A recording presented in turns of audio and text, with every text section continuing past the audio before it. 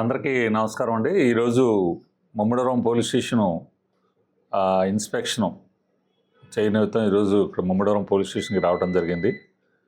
Police station records అన్నీ పరిశీలించడం జరిగింది. కేసుల దర్యాప్తు ఎలా జరిగింది, గతంలో ప్రస్తుతం ఎలా జరుగుతుంది, పురోగతి ఎలా ఉంది, వాటి విషయం మీద తగు సూచనలు, సలహాలు, ఇన్స్ట్రక్షన్స్ ఇవ్వడం జరిగింది ఎస్ఐకి.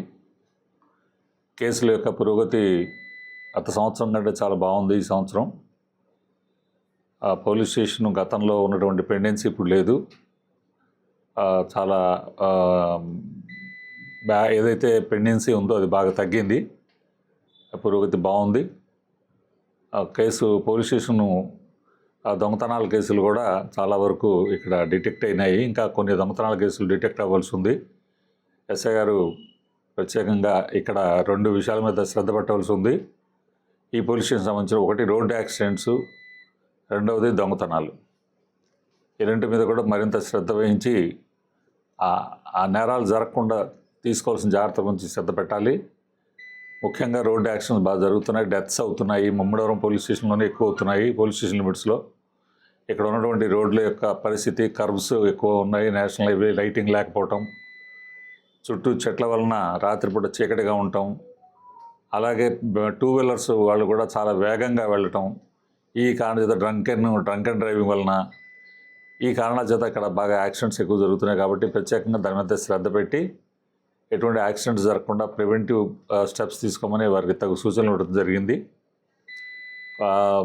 ఇది పోలీస్ స్టేషన్ సంబంధించిన వరకు పోలీస్ స్టేషన్ యొక్క పనితనం బాగా సాటిస్ఫాక్టరీగా ఉంది. 2022లో జరిగిన మర్డర్ కేసు ఇంకా డిటెక్ట్ కాలేదు. దాని మీద దర్యాప్తు ఇంకా కొనసాగుతుంది. దాంట్లో ఇంకా కొంత టెక్నికల్ సపోర్ట్ అది మాకు ట్రై చేస్తున్నాము. అది ప్రగతి, దాని మీద డెవలప్మెంట్ అయితే, ప్రోగ్రెస్ అయితే ఖచ్చితంగా ఉంటుందనే మేము ఆశిస్తున్నాము. త్వరలో కేసు డిటెక్ట్ అవుతున్న ఒక ఆశ ఉంది. తర్వాత 23లో జరిగిన మర్డర్ కేసు కూడా అది కూడా డిటెక్ట్ అవ్వలేదు యాక్చువల్గా. అది 22 కంటే 23 కేసు కొద్దిగా సింపుల్ కేసు యాక్చువల్గా. దానికి కొంత ఎవిడెన్సే రావాల్సి ఉంది. అది కూడా దానికి ఉన్న సోర్సెస్ ఉన్న ఎవిడెన్స్ని బేస్ చేసి అది కూడా డిటెక్ట్ చేస్తాము. 2 కేసులు మా దగ్గర పెండెన్సీ ఉన్నాయి. ఇవి మేజర్ కేసులు మా దగ్గర ముమ్మడివరం పోలీస్ స్టేషన్ సంబంధించి ఉన్నవి. అది పరిస్థితి.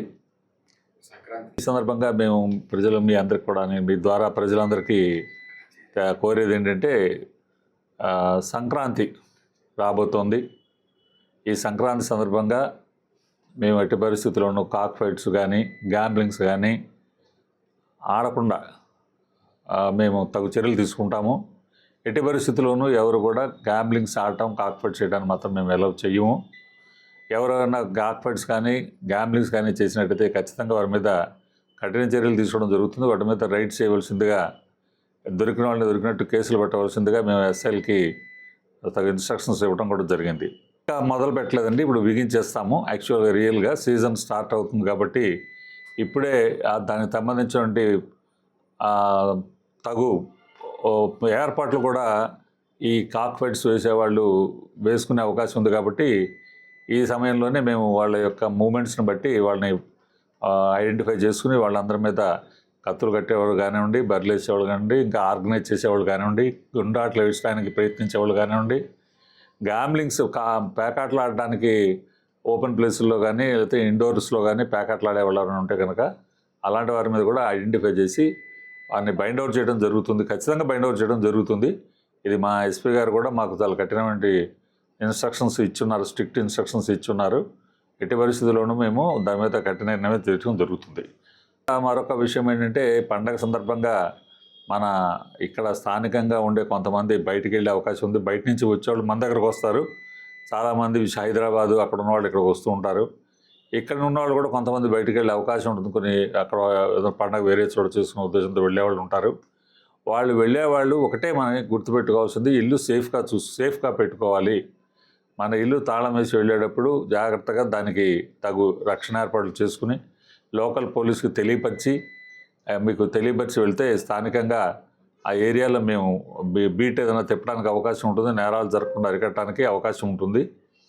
అలాగే ఈ పండగ సీజన్ని అడ్డం పెట్టుకుని ఇల్లీగల్గా ఏదన్నా డ్రగ్స్ కానీ, అంటే గంజాయి కానీ, ఇంకా అలాంటి మత్తు పదార్థాలు కానీ ఎవరైనా తీసుకొచ్చే అవకాశం ఉంది. కాబట్టి ప్రజలందరూ అలర్ట్గా ఉండి అటువంటి సమాచారాన్ని మాకు ఖచ్చితంగా తెలియపరిస్తే మేము వెంటనే అటువంటి జరగకుండా వాటిని పట్టుకోవడం జరుగుతుంది. చరిత్ర సృష్టించినోడు ఇప్పుడు ఆ చరిత్రని తిరగరాయబోతున్నాడు. అబద్ధాల గోడల్ని బద్దలు కొట్టి నిజాలను రాగా మీ ముందుంచబోతున్నాడు. నిజమైన వార్తల కోసం వెంటనే డౌన్లోడ్ చేసుకోండి రా యాప్ని.